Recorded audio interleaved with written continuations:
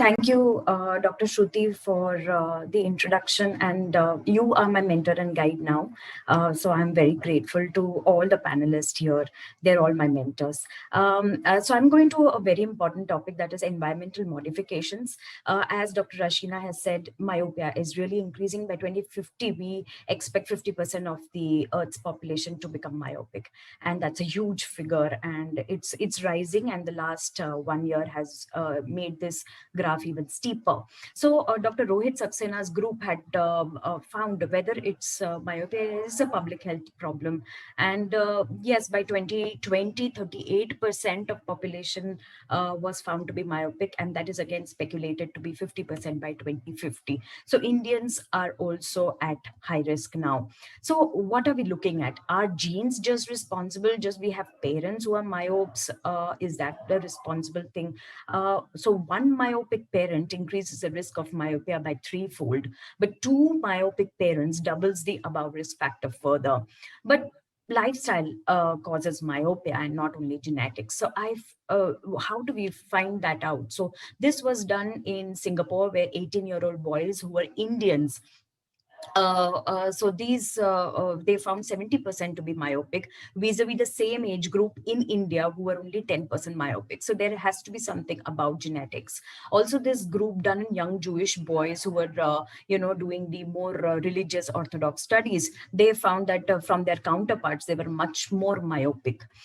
So there is definitely something like diabetes happening here, where there is nature and nurture adding together to cause this epidemic of myopia. This study, which was done by Huang et al., studied in Taiwanese group the relationship between lifestyle and body stature growth. So they checked the height, weight, the axial length of children, and they found out, they also did a study about the other daily activities which was done by children. And this was done in about 88 children of the 6 to 9 year age group. And they found that the height increase was directly related to increase in axial length, but there was no direct correlation found with the myopia. And parental myopia was again an important risk factor, and increased near work had a direct correlation with increase of myopia. This study went further ahead, did a huge study on 19,934 students in 252 northern China schools, where they studied the impact of near work and time spent outdoors on myopia risk. And near work, they studied all the various things like computer, smartphone, television, after school classes. And for outdoor activity, they compared whether early morning outdoor, midday outdoor or evening outdoor worked better. And the results were worse. Uncorrected visual acuity was found with computer and smartphone use of more than 60 minutes. There was no direct association with television watching and after school activities like music and painting. And least myopia was found in children who were spending more than 60 minutes in midday time outdoors, where the sunlight is quite bright.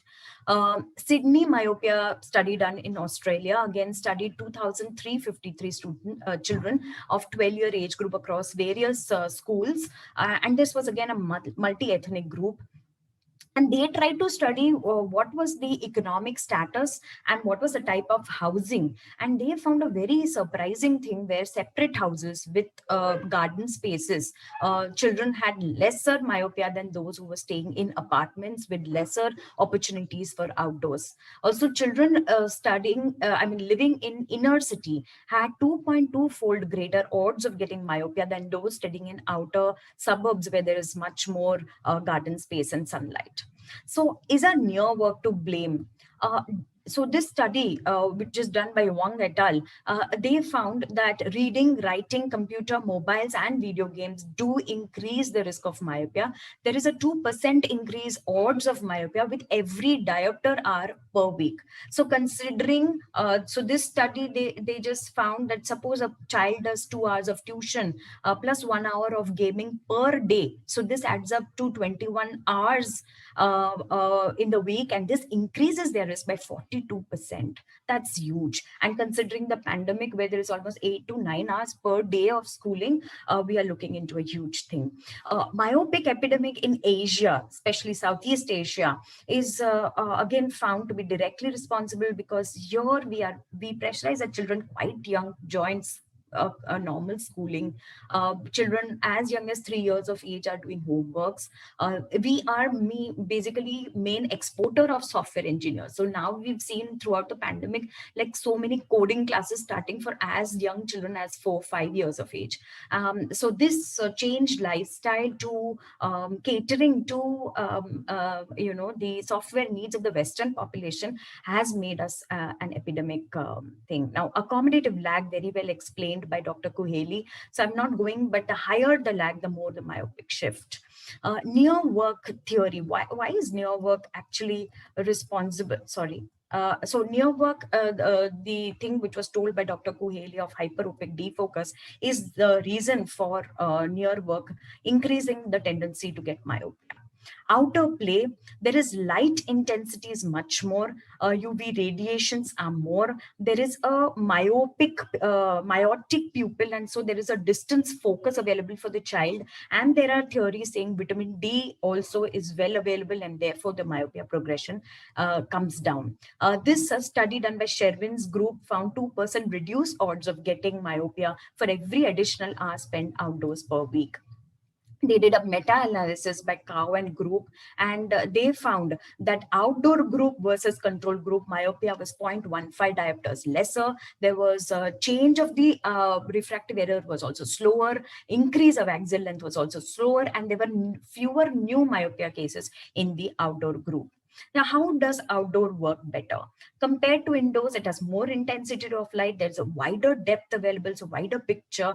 The intensity of the light also peaks at around 550 nanometers, which is exactly matching the retinal sensitivity. Vis-a-vis the inner group, where whatever the LED light you put, it is lesser intensity, smaller width, intensity peaks at longer wavelengths. There is hyperopic defocus, and therefore an increase in axial length. There are studies saying there is more dopamine release when you are outdoors. This inhibits the increase of axial length.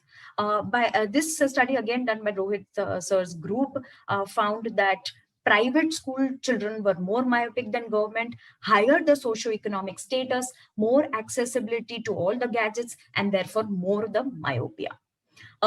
This again done in rural versus urban population, and they found a higher percentage of myopia in urban New Delhi, which again speaks for the same.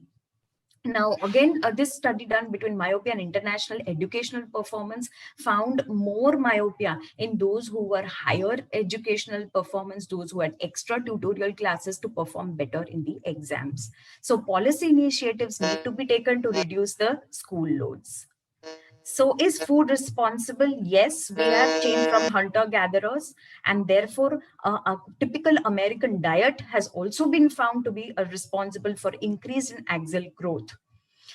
These two factors are responsible for increasing tissue growth and therefore increasing myopia. There's direct correlation found between obesity and myopia too. So we all know what to eat, ghar ka khana. Are we there yet? We might reach. Singapore is trying to change the army recruitment policy because they have almost 80% of 18-year-olds are myopic. And so they are trying to change the policies to include children with glasses also in the army. Nurture the kids better, early detection, gadget freedom, reading habits, good diet, and outdoor play. Thank you so much.